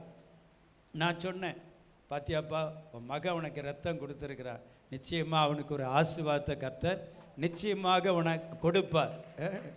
ஒருவேளை அது ஒரு 350 மில்லியாக இருக்கிறான். ஆண்டவர் இயேசு தன்னுடைய முழு ரத்தத்தையே பாவிகளும் துரோகிகளும் நீசருமாகிய நமக்கு இயேசு தன்னுடைய முழு ரத்தத்தை சிந்திருக்கிறார். அவன் மகன் உனக்கு கொடுத்துருக்க சாதாரண காரியம் அல்ல. என் மகள் எஸ்தருக்கு ஒரு சமயம் பிளட்டு கம்மியாக இருந்துச்சு, ப்ளீடிங் ப்ராப்ளம். அப்பொழுது இங்கிலாண்டில் இருக்கிற என் மகள் கிறிஸ்டியும் என்னுடைய மகள் கடைசி மகள் ஜெமிமாவும் ரத்தம் கொடுத்தாங்க. நான் சொன்னேன், சகோதரர் ஒருமித்து வாசம் பண்ணுகிறது எத்தனை நன்மையும். 133ஆம் சங்கீதத்தில் வாசிக்கிறோம், சகோதரர் ஒருமித்து வாசம் பண்ணுகிறது எத்தனை நன்மையும் எத்தனை இன்பமானது. அது ஆரோனுடைய சிரசின் மேல் ஊற்றப்பட்டு அவனுடைய தாடியிலே வடிகிறதும் அங்கிலுமே இறங்கு நல்ல தைலத்துக்கும் எர்மோன் மேலும் சீயோன் பர்வத மேலும் இறங்கும் பனிக்கொப்பாயிருக்கிறது. அங்கே கர்த்தர் என்றென்றைக்கும் ஆசீர்வாதத்தின் ஜீவனையும் கட்டளையிடுகிறார். சகோதர ஒருமனப்படும் போது, அதனால்தான் வேதத்தில் சகோதர சிநேகம் நிலைத்திருக்க கடவுது. ஒரு முறை என்னுடைய அத்தானும் நானும், என்னுடைய அத்தானுடைய தம்பி நானும் ஆட்டோவில் போய்கிட்டு இருந்தோம். அப்பொழுது என் வாழ்க்கையில் ஒரு தவறு அறியாமைனாலே, சின்ன பையன் நடந்து விட்டேன். எங்களுடைய அத்தான் எனக்கு, ஏய் எட்வர்ட், நீ நல்லா ஜோம் பண்ணுற, பைபிள் வாசிக்கிற, ஆனால் நீ ஒரு தப்பு பண்ணிட்ட தெரியுமா அப்படின்ட்டு. என்ன எங்கள் அத்தாமாரை ரொம்ப நேசிப்பேன். பாருங்கள், இன்னொரு அத்தா ஒரு காரியத்தை, அவங்க சகோதரர்கள் ஒருத்தருக்கு சண்டை போடுவாங்க, சேருவாங்க. ஒரு காரியத்தை சொன்னதை இன்னும் நான் நேசிக்கிற அத்தான்ட்டு, பாருங்க அத்தான் இவங்க உங்களை பற்றி சொல்லிட்டாங்க, அறியாமையில் நினச்சிட்டேன், சொல்லிட்டேன். அப்போ சொன்னாங்க, சகோதரருக்குள்ளே விரோதத்தை உண்டு பண்ணுறது ஒரு பெரிய, ஆண்டவர் அருவருக்கிற வெறுக்கிற பாவங்களை ஒன்று. சகோதரருக்குள்ளே விரோதத்தை கோல் சொல்லக்கூடாது. நாங்கள் அன்றைக்கு என் இருதயத்தில் அது ஒரு பழத்தில் ஆணி அடித்த மாதிரி என் உள்ளத்தில் இருந்துச்சு. அன்றையிலேருந்து கோல் சொல்லுகிறது. ஆண்டவர் சொல்கிறார், உன் ஜனத்தில் அங்கும் இங்கும் கோல் சொல்லி திரியாதிருப்பாயாக. கோல் சொல்லுகிறவன் பிராண சிநேகிதரையும் பிரித்து விடுகிறான். காலையில் முதல் ஆவியான என்ன வித்தியாசமாக நடத்தினார். இப்பொழுது ஆண்டவர் வேறு விதமாக நடத்துகிறார். அருமையான தேவனுடைய பிள்ளைகளே, பாருங்கள், கோல் சொல்ல சகோதரர் நான் சொன்னேன், நீங்கள் சகோதரிகள் ஒருமித்து இருக்கிறதுனால நிச்சயமாக அது ஒரு ஆசீர்வாதம். கர்த்தர் எல்லா பெண் பிள்ளைகளையும் கர்த்தர் உயர்த்தி நினைச்சிருக்கிறாரு, ஆசீர்வச்சிருக்கார். இன்னும் அவர்களை உயர்த்துவார். இன்னும் அவங்க ஒரு மனதை காத்து கொள்ளும்போது இன்னும் பிள்ளைகள் எந்த அளவுக்கு ஒரு மனமாக இருக்கிறாங்களோ அங்கே நறுமணம் வீசும். ஒரு மனம் இல்லாட்ட அங்கே வித்தியாசமான மனம் நாற்றம் வீசும், நாற்றம் எடுக்கும். தேவ பிள்ளைகள் சபையில் ஒரு மனமாக இருக்கும்போது அது ஆசீர்வாதம். ஒருவருக்கு ஒரு நினைச்சிடாது, நாம் கோல் சொல்லக்கூடாது. ஒரு சகோதரி என்கிட்ட ஒருத்தங்களை பற்றி சொல்லுவாங்க, நான் அவர் சட்டையே பண்ண மாட்டேன். கொஞ்ச நாள் கழித்து அவர் என்ன ஒருத்தரை பற்றி சொன்னாங்க. நேராக அவங்க வீட்டுக்கு போய் என்னை பற்றி இப்படிலாம் சொன்னாங்கன்னு கேள்விப்பட்டேன். ஆனால் அவர்கிட்ட நான் சொல்லவே இல்லை. உங்களை பற்றி இப்படிலாம் என்கிட்ட சொன்னார், இப்போ உங்கள்கிட்ட இப்படிலாம் சொன்னான்னா அவர்கிட்ட சொல்லவே இல்லை. என் வாயை அடைச்சிக்கிட்டேன். ஆனால் எனக்கு கேள்வி வந்துச்சுது, என்கிட்ட ஒருத்தரை பற்றி குறைச்சி சொல்லிவிட்டு நான் அதை சட்டையே பண்ணலன்னு அவர்கிட்ட போய் நினச்சிட்டாங்க, என்னை படித்தேன் என் காதுக்கு வந்துடுச்சு. பாருங்க, இப்படி உன் ஜனத்தில் அங்கும் இங்கும் கோல் சொல்லி தெரியாதிருப்பாயாக என்று ஆண்டவர் சொல்லியிருக்கிறார். இப்போ என்ன பார்த்தோம், இந்த அகித்தாபேல் நீங்கள் வாசித்தீங்கன்னா 2 சாமுவேல் 15, 16, 17 அதிகாரம் இந்த அகித்தாபேலை குறித்து நாம் பார்க்க முடியும். இந்த அகித்தாபேலுடைய வாக்கு தேவனுடைய வாக்கை போல தாவீதுக்கும் அப்சலோமுக்கு இருந்தது. ஆனால் இந்த அகித்தாபேல் ஆலோசனையை அங்கே அப்சலோமுடைய இருதயத்தில் போட்டு தகப்பனுக்கு விரோதமாக பாவம் செய்ய வைத்து அவன் அகால மரணம் அடைகிற காரணமானான். கடைசியாக ஆலோசனை சொன்ன அகித்தாபேல் நினைச்சதானா, வேதத்தில் பழைய ஏற்பாட்டில் அகித்தாபேல் அவர் நல்ல ஒரு மனிதன், ஆலோசனை சொல்லக்கூடிய நல்ல கிருபை பெற்றவன், ஆலோசனை சொல்லக்கூடிய அபிஷேகம் பெற்றவன். ஆனால் பத்சேபாளுடைய விஷயத்தில் தாவீது பாவம் செய்ததினால அது நிமித்தம் தகப்பனுக்கு விரோதமாக அங்கே அவனுடைய மகனே தூண்டிவிட்டு மகனுடைய சாவுக்கு அவன் காரணமானதை பார்க்கிறான். அதனால் அவன் நினைச்சிட்டான், ஆகிய அருமையான தேவ குடும்பத்திலேயோ சபையிலேயோ தேவ பிள்ளைகளுக்குள்ளே இங்கும் அங்கும் அது யாராக இருந்தாலும் சரிதான், இந்த காட்சியை தூரத்திலிருந்து கேட்கிறவர்களாக இருக்கலாம், யாராக இருந்தாலும் நீங்கள் இருக்கிற இடத்துல ஒருவருக்கு ஒரு நினைச்சாங்க, சகோதரரே ஒருவருக்கு ஒருவர் விரோதமாய் பேசாதீங்க. 2 மாதத்துக்கு முன்னாடி அதை சபையில் நான் பேசினேன். தன் சகோதரனை விரோதமாய் பேசி தன் சகோதரனை குற்றப்படுத்துகிறவன் நியாய பிரமாணத்துக்கு விரோதமாக நினைச்சிடனா வாயுக்கன். அதனால தான் நேற்று அகஸ்டின் ராஜசேகரன் ஒரு ஸ்டேட்டஸ் போட்டிருந்தாங்க, தன் உதடுகளை மூடுகிறவனும் புத்திமான் என்று எண்ணப்படுவான். புத்திமான் தன் வாயை அடக்கி கொண்டிருக்கிறான். இந்த வாய் சில நேரங்களில் நுழலையும் தன் வாயினாலே கெடுமா. இந்த வாயை கொஞ்சம் கண்ட்ரோல் பண்ணிட்டோம்னா நிறைய தீமைகள் நினச்சியும் விலகி போகும். ரொம்ப ஜாக்கிரதையாக இருக்கணும். அதனால தான் நாவை குறித்து யாக்கோபு 3ஆம் அதிகாரத்தில் வாசிக்கிறோம். நாவு அநீதி நிறைந்த உலகம், அது பெருமையானவைகளை பேசும், அது நெருப்பு, முழு காட்டையும் அது கொளுத்து. ஒரு சின்ன தவறான வார்த்தை, ஒரு சின்ன தவறான வார்த்தை முழு காட்டையும் நினைச்சுமா கொள்ளுது. அதனால தான் நாவு அது அடங்காத பொல்லாங்குள்ளது, சாவுக்கேதுவான விஷம் நிறைந்தது. இயேசுனுடைய வாயை குறித்து நாம் பார்க்கும்போது லூக்கா 4ஆம் அதிகாரம் 22ஆம் வசனம் நினைக்கிறேன், இயேசுவின் வாயிலிருந்து புறப்பட்ட கிருபையுள்ள வார்த்தைகளை குறித்து எல்லாரும் ஆச்சரியப்படுகிறார்கள். உன்னத பாட்டிலே மணவாட்டியை குறித்து வாசிக்கிறோம். மணவாட்டியின் உதடுகளிலிருந்து நாவிலிருந்து தேனும் பாலும் ஒழுகுகிறது. 19ஆம் சங்கீதம் கடைசி வசனத்தில் வாசிக்கிற தாவீது சொல்லுகிறார், என் கண்மலையும் என் மீட்பருமாகிய கர்த்தாவே, என் வாயின் வார்த்தைகளும் என் இருதயத்தின் சிந்தை எண்ணங்கள் தியானம் உமக்கு எப்பொழுதும் பிரியமாயிருப்பதாக. மனுஷர் பேசும், மத்தேயு 12 வாசிக்கிறோம், மனுஷர் பேசும் வீணான வார்த்தைகள் யாவையும் குறித்து நியாய தீர்ப்பு நாளிலே கணக்கு ஒப்புவிக்க வேண்டும். எபேசியர் 4ஆம் அதிகாரம் நினைக்கிறேன், கெட்ட வார்த்தை ஒன்றும் உங்கள் வாயிலிருந்து புறப்பட வேண்டாம், பக்தி விருத்திக்கு ஏதுவான நல்ல வார்த்தை உண்டானால் அதை கேட்கிறவர்களுக்கு பிரயோஜனம் உண்டாகும்படி பேசுங்க. நம்முடைய வாய் சில நேரங்களில் தப்பாக பேசுறதில்ல, மனம் திரும்பணும். ஆண்டவரே, என்னுடைய நாவு பெரிய தீமைக்கு காரணமாக மாறிவிட்டது ஐயா. சிலருக்கு ரொம்ப ஞானம் இருக்கிற மாதிரி பேச்சில் எல்லாத்தையும் முடிச்ச, ஆனால் அந்த பேச்சு ஆண்டவருக்கு பிரியமா? இவங்ககிட்ட நான் இதை பேசுகிறது இவங்ககிட்ட பிரியமா? பெற்றோர்கிட்ட நான் இப்போ இது பேசுகிறது பிரியமா? கணவன்கிட்ட நான் இப்படி பேசுகிறது பிரியமா? மனைவிட்ட சீப்போ நாயே பேயே அறிவு கெட்டவளே என்று பேசுறது பிரியமா? கூட பிறந்த சகோதரன் சகோதரியை குறித்து, அத்தையை குறித்து, மாமாவை குறித்து, மருமகளை குறித்து, மருமகனை குறித்து பேசுகிறது ஆண்டவருக்கு பிரியமா? ஊழியரை குறித்து, விசுவாசிகளை குறித்து ஒருவருக்கு பேசுகிற கர்த்தருக்கு பிரியமா? சோதித்து பார்க்கணும். அதில் தவறு விட்டுட்டோன்னா, அதனால தான் நாவு அநீதி நிறைந்த உலகம், அது பெரிய காட்டையுமே கொளுத்து விடுமா, அது நரக அக்கினினால் கொளுத்தப்படுகிறதா இருக்கிறது. அதனால்தான் தாவீது சொல்ல, என் நாவினால் நான் பாவம் செய்யாதபடி நினைச்சதேன், என் ஆத்துமாவை அடக்கி அமர பண்ணினேன் என்று சொல்வதை பார்க்கிறேன். ஹல்லேலூயா. நாவு, அதனால்தான் ஆண்டவர் இந்த நாவை வெளியே தெரிய முடியாது வாய்க்கு உள்ளே வச்சிருக்கிறாரு. உள்ளே இருந்துக்கிட்டே இவ்வளோ பெரிய தீமையை உண்டாக்குறதா இருக்குது. ஆண்டவர் அதுக்கு வாசலை அதுக்கு வச்சு அது வெளியே தெரியக்கூடாது என்று சொல்லி, அருமையான தேவ பிள்ளைகளே, நீதிமொழிகள் 10ஆம் அதிகாரத்தில் வாசி, நீதிமானுடைய நாவு சுத்த வெள்ளி, நீதிமானுடைய நாவு ஜீவ ஊற்று, நீதிமானுடைய நாவு ஔஷதம், நீதிமானுடைய நாவு பிரியமானவர்களை பேச அறியும். மனுஷர் பேசும் வீணான வார்த்தைகள் யாவையும் குறித்து நியாயத்தை ஆண்டவர் கேட்பார். அதனால தான் ஜபத்தில் கூட வீண் வார்த்தை.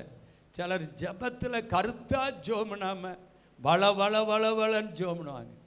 ஆவியான பாரப்படுத்துவார், ஆவியான பெருமூச்சு விட வைப்பார், ஆவியான தூண்டுவார். சிலர் மைக்கில் பிடிச்சிட்டாங்கன்னா இரும்பையே அவங்க துரும்பாக்குற மாதிரி ஜோமனுவாங்க.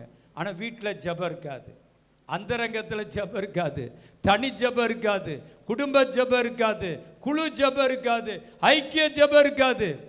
ஆனால் மைக் எடுத்துட்டா போதும், இரும்பையே துரும்பாக்குற மாதிரி. அப்படி அல்ல. அந்தரங்க ஜபத்தில் வளரணும், தனி ஜபத்தில் வளரணும், குடும்ப ஜபத்தில் வளரணும், ஐக்கிய ஜபத்தில் வளரணும், அதிகாலை ஜபத்தில் வளரணும், இரவு ஜபத்தில் வளரணும். தம்பி சாலமன்ட்ட நேற்று சொன்ன, தம்பி மன்னிச்சிக்கோங்க தம்பி, வியாழக்கிழமை ஜபம் ரொம்ப டயர்டாக இருந்தது, நான் படுத்துட்டேன். ஜப சத்தம் கேட்டவுடனே எழும்பி ஓடணும்னு நினச்சிருந்தேன், என் காதுக்கு சத்தமே வரல தம்பி, அயர்ந்து தூங்கி விட்டேன் தம்பின்னு சொல்லி தம்பிகிட்ட மன்னிப்பு கேட்டேன். சரி, நம்ம பெற்று வளர்த்த தம்பி தான் பாருங்க. ஆனாலும் தம்பி நான் வந்துட்டேன், நியாயமான காரணத்தினால ஜபத்துக்கு வர முடியும், குடும்ப ஜபம் வர முடியாமல் இருக்கலாம், குழு ஜபத்துக்கு வர முடியாமல் இருக்கலாம், நியாயமான காரணத்தினால. ஆனால் அருமையானவர்களே, ஜபிக்கக்கூடிய சந்தர்ப்பம், நேரம், சூழ்நிலை, காலங்களை கர்த்தர் கொடுத்திருக்கும் போது ஜபிக்க வேண்டும். ஹல்லேலூயா. கர்த்தருக்கு மகிமை உண்டாவதாக. சோத்திர மணி நேரம் ஆயிடுச்சோ அண்ணா? மணி என்ன ஆகுது? அது ஓட்டம் 10 ஆயிடுச்சோ? சரி, இன்னும் செய்திக்குள்ளே இன்றைக்கு ஆண்டவர் ஓசியா என்கிற ஒரு ராஜா எப்படி அவனுடைய ஆரம்பம் அருமையாக இருந்துச்சு, அந்த முடிவு இதை அந்த ஒரு இதை நான் என் உள்ளத்தில் போட்டதுனால அதை நான் சொல்லிடுறேன். நான் இந்த ஓசியாவை குறித்து ரொம்ப துக்கப்பட்டிருக்கிறேன். ஆரம்பத்தில் இவன் ஆண்டவருக்காக பஸ்கா பண்டிகை ஆசரிக்கிறான், ஆராதனை ஒழுங்குமுறைகளாம் திட்டம் பண்ணுறான். 8 வயசில் அவன் ராஜாவாகிறான். 18 வயதில் ஆண்டவருக்காக மகிமையான காரியங்களை செய்கிறான். 39வது வயதில் அவன் மரித்து போகிறான். இந்த ஓசியாவை குறித்து அவன் பிறக்கிறதுக்கு முன்னாலே 1 ராஜாக்கள் 13ஆம் அதிகாரத்தில் தாவீதின் வம்சத்தில் யோசியா என்கிற ஒரு ராஜா பிறப்பான். அவன் இந்த இடத்துல பலி செலுத்துகிற ஆசாரியருடைய எலும்புகளை சுட்டரிப்பான் என்று சொல்லி அவனை குறித்து, யோசியாவை குறித்து அவன் பிறக்கிறதுக்கு முன்பதாக ஒரு தீர்க்க தரிசனம் வெளிப்பட்டது. தீர்க்க தரிசனத்தின்படி யோசியா பிறந்தான். அவன் வந்து 8வது வயதில் ஆண்டவருக்கு பிரியமாக அந்த 2-3 நிமிஷத்தை நான் முடிச்சிடுறேன். ஓசியா 2 நாளாகமம் 34, 35, 36 அதிகாரங்களை நீங்கள் வீட்டில் போய் நினைச்சீங்க வாசித்து பாருங்க. அங்கே வாசிக்கிற சில நிமிடங்களை முடிச்சிடறேன். யோசியா 34ஆம் அதிகாரம் 1வது 2வது வசனம். யோசியா ராஜாவாகிற போது 8 வயதாயிருந்து 31 வருஷம் எருசலேமில் அரசாண்டான். அப்படின்னா எத்தனை வருஷம் இருந்திருக்கிறான்? 39 வருஷம் இருக்கான். அவன் பிறக்கிறதுக்கு முன்னால் 1 ராஜாக்கள் 13ஆம் அதிகாரம் நீங்கள் வீட்டில் போய் வாசித்து பார்த்துக்கோங்க. அவன் பிறக்கிறதுக்கு முன்னாலே அவனை குறித்து சொல்லப்பட்டிருக்கிறது. பாருங்க, இந்த ராஜா என்ன செய்யறான்னா, அங்கே 3வது அவன் தன் ராஜ்ய பாரதி 8ஆம் வருஷத்தில் தான் இன்னும் இளவயதாயிருக்கையில் சிறுவனாக இருக்கிறான். தன் தகப்பனாகிய தாவீதின் தேவனை தேட ஆரம்பித்து 12ஆம் வருஷத்தில் மேடைகள், தோப்புகள், சுரூபங்கள், விக்கிரங்கள் ஆகிய இவைகள் அற்று போகும்படி யூதாவை எருசலேமை சுத்திகரிக்க தொடங்கினான். அவனுக்கு முன்பாக பாகாலின் படிபீடங்களை இடித்தார்கள். அவைகளின் மேல் இந்த சிலைகளை வெட்டி விக்கிரக தோப்புகளை வார்ப்பு விக்கிரங்களை வெட்டி விக்கிரங்களை உடைத்து நொறுக்கி அவைகளை பலியிட்டவருடைய பிரேத குழியின் மேல் தூவி பூஜா சாரிகளின் எலும்புகளை அவருடைய பீடங்களின் மேல் சுட்டரித்து இவ்விதமாக யூதாவை எருசலேமையும் யோசியை அணைச்சதானா அவன் யூத ராஜா அவன் சுத்திகரித்தான் என்று சொல்லி வாசிக்கிறோம். இன்னும் நீங்கள் போகும்போது கர்த்தருடைய ஆலயத்தில் அவங்க நியாயப்பிரமாண புஸ்தகத்தை கண்டெடுக்கிறாங்க. இங்கே 35ஆம் அதிகாரத்தில் அவன் பஸ்காவை ஆசரிக்கிறான். அதை குறித்து நீங்கள் பார்த்தீங்கன்னா சோத்திரம் 18ஆம் வசனம் 35:18 தீர்க்கதரிசி ஆகிய சாமுவேலின் நாள் தொடங்கி இஸ்ரவேலில் அப்படி கொத்த பஸ்கா ஆசரிக்கப்படவில்லை. யோசியாவும் ஆசாரியரும் லேவியரும் யூதா அனைத்தும் இஸ்ரவேலில் வந்திருந்தவர்களும் எருசலேமின் குடிகளும் ஆசரித்த பஸ்காவை போல இஸ்ரவேல் ராஜாக்கள் ஒருவனும் ஆசரித்ததில்லை. இந்த யோசியாவுக்கு ஒரு தீர்க்க தரிசனம் அங்கே கடந்து வருவதை குறித்து நாம் பார்க்கிறோம். அதை குறித்து நீங்கள் பார்த்தீங்கன்னா அங்கே 22ஆம் வசனத்தில் உல்தால் என்னும் தீர்க்கதரிசி மூலமாக அங்கே 2 நாளாகும் 34ஆம் அதிகாரம் அங்கே 26, 27 நீங்கள் வீட்டுக்கு போய் வாசித்து பாருங்க. அங்கே நீ உன்னை தாழ்த்தின இந்த நியாயப்பிரமாணத்தில் உள்ள காரியங்கள் எல்லாம் கேட்டு பழைய ராஜாக்கள் அப்படி செய்யாததுனால தேவ கோபம் இஸ்ரவேல் மேலும் யூதாவின் மேலும் வந்ததை நீ அறிந்து உன்னை தாழ்த்தி உன் இருதயம் இலகி எனக்கு முன்பாக பணிந்து உன் வஸ்திரங்களை கிழித்து கொண்டு எனக்கு முன்பாக அழுதபடியால் நானும் உன் விண்ணப்பத்தை கேட்டேன் என்று கர்த்தர் சொல்லுகிறார். 28ஆம் வசனம் நான் இந்த ஸ்தலத்தின் மேலும் இதன் குடிகள் மேலும் வரப்பண்ணும் எல்லா பொல்லாப்பை உன் கண்கள் காணாதபடிக்கு நீ சமாதானத்தோடு உன் கல்லறையில் சேர்த்து கொள்ளப்பட நான் உன் பிதாக்கள் அண்டையிலே உன்னை சேர பண்ணுவேன் என்கிறார் என்ற ஒரு தீர்க்க தரிசன சத்தம் வந்துச்சு. ஆனால் அவனுடைய முடிவு கொஞ்சம் வேதனையாக பரிதாபமாக இருந்தது. 31 வருஷம் ஆட்சி செய்கிறான். 8 வயதில் வந்து 18வது வயதில் பஸ்காவை ஆசரிக்கிறான். உல்தால் என்கிற தீர்க்கதரிசி அவனுடைய முடிவை குறித்து தீர்க்க தரிசனம் சொன்னாள். ஆனால் தீர்க்க தரிசனத்தில் பாதி நிறைவேறிச்சுது, பாதி நிறைவேறலை. பார்த்தீங்கன்னா 39வது வயதில் அது ஏன் என்று சொல்லி நான் அதை வாசித்து ஏன் சொல்கிறேன், நம்முடைய இருதயத்தை கடினப்படுத்தக்கூடாது. அடிக்கடி கடிந்து கொள்ளப்பட்டும் தன் பிடரியை கடினப்படுத்துகிறவன் சகாயம் என்று பிடரியை கடினப்படுத்தக்கூடாது. ரோமர் 2 வாசிக்கிறோம், உன் மன கடினத்திற்கு ஏற்றபடி தேவனுடைய நீதியுள்ள நியாய தீர்ப்பு வரும்போது கோபாக்கினை குவித்து கொள்கிறாயே. நம்முடைய இருதயம் கடினப்பட்டு விடக்கூடாது, ஜாக்கிரதையா இருக்கணும். சில நேரங்களில் பிசாசு நம்முடைய இருதயத்தை கடினப்படுத்துவான். அது நான் பாஸ்டரா இருக்கலாம், யாராவது இருக்கலாம், நல்ல தேவ பிள்ளைகளா இருக்கலாம், கர்த்தருக்காக பல காரியங்களை செய்தவர்களா இருக்கலாம், 40 நாள் உபவாசம் எடுத்தவங்களா இருக்கலாம், பல தியாகங்களை பண்ணினவர்களா இருக்கலாம். ஆனால் இருதயம் கடினப்படாதபடி காத்து கொள்றதுல ஆண்டவர் சமீபத்தில் சொன்னார், நீ டெய்லி கண்ணீர் விடாமல் என் ஊழியத்துக்கு நீ செய்யக்கூடாது அப்படின்னு சொல்லி ஆண்டவர் கட்டளையிட்டார். அதற்காக பிரயாசம் டெய்லி நீ கண்ணீரோடு ஜெபிக்கணும், கண்ணீரோடு பாடணும், கண்ணீரோடு விண்ணப்பம் பண்ணணும், கண்ணீரோடு தான் பிரசங்கம் இருக்கணும். அப்பொழுது நீ வித்தியாசத்தை காண்பார். நீண்ட நாட்களுக்கு பிற்பாடு அந்த மோகன் நட்டு எனக்கு ஒரு லெட்டர் வந்துச்சுது. அதில் கர்த்தர் எப்படியெல்லாம் வரும் நாட்களில் கிரியை செய்ய போகிறார் என்று ஒரு லெட்டர் வந்துச்சுது. இன்னும் எங்கள் வீட்டில் யாருக்கும் அதை காட்டலை. ரொம்ப நாளுக்கு பிற்பாடு கர்த்தர் அங்கே அண்ணன் எழுதியிருந்தாங்க, ஆண்டுடைய வார்த்தையை தீர்க்க தரிசனமாக எழுதியிருந்தாங்க. ஆச்சரியமாக இருந்தது, அதிசயப்பட்டேன். அவங்களுக்கு நான் ஒரு லெட்டர் எழுதலை, ஆனால் அவங்ககிட்ட இருந்து எனக்கு ஒரு லெட்டர் வந்துச்சு. அருமையான ஆண்டவர் என்ன அதற்கு பக்குவப்படுத்தினார். சும்மா இனி வர்ற ஊழியத்தில் சும்மா வரட்டு பிரசங்கம், வரட்டு பாடல், வரட்டு ஜபலம் பண்ணக்கூடாது. உன் இருதயம் இழகணும், உன் இருதயம் உடையணும். எந்த விஷயத்தில் நீ இருதயம் கடினமாக யார்கிட்டையாவது மன்னிப்பு கேட்கணுமா, உடனே மன்னிப்பு கேட்கணும். யார்கிட்டையாவது காலில் விழணுமா, காலில் விழணும். எந்த விஷயத்தில் உன்னை தாழ்த்தணுமோ தாழ்த்தணும் அப்படின்னு சொல்லி ஆண்டவர் அப்படியே பக்குவப்படுத்துறதுக்கு ஒப்பு கொடுக்க ஆண்டவர் எனக்கு கிருபை செய்வதை நான் உணர்ந்தேன். பாருங்க, இங்கே வாசிக்கிறோம் அந்த முடிவை குறித்து. ஆண்டவருக்காக பெரிய காரியங்களை செய்தவன், அவனை குறித்து பிறக்கறக்கு முன்பதாக தீர்க்க தரிசனம் இருந்துச்சு. அவன் வாழ்ந்து கொண்டு இருக்கும் போதும் தீர்க்கதரிசி மூலமாக வார்த்தை வருகிறது. ஆனால் முடிவு வேதனையாக இருப்பதை பார்க்கிறேன். நம்முடைய முடிவு என்னச்சுன்னா, நீ உத்தமனை நோக்கி செம்மையானவனை பார்த்துரு, அந்த மனுஷனுடைய முடிவு சம. நேற்றைய தினம் ஒரு தேவ மனிதர் பீலா சிஸ்டர் இங்கே உபாச ஜபத்தில் பேசும்படி அழைச்சிட்டு வந்தாங்க. பாஸ்டர் அம்மாவை குறித்து ஒன்றும் அவங்களுக்கு தெரியாது. அவங்க சொன்னாங்க, நான் ஒரு 2 hours ஜோம் பண்ணிட்டு வருவேன் பாஸ்டர், கர்த்தர் உள்ளத்தில் ஏவுகிற வார்த்தைகளை சொல்லி நான் உங்கள் வீட்டில் ஜோமணுன்னு சொல்லி அவங்க ஜோம் பண்ணிட்டு வந்தாங்க. பாஸ்டர் அம்மாவை பார்த்தோன்னு அவங்க ஜெபம் நாங்கள் ஜோம் பண்ணிக்கிட்டு இருந்தோம். உன் இள வயதின் பக்தியை நான் அறிந்திருக்கிறேன்.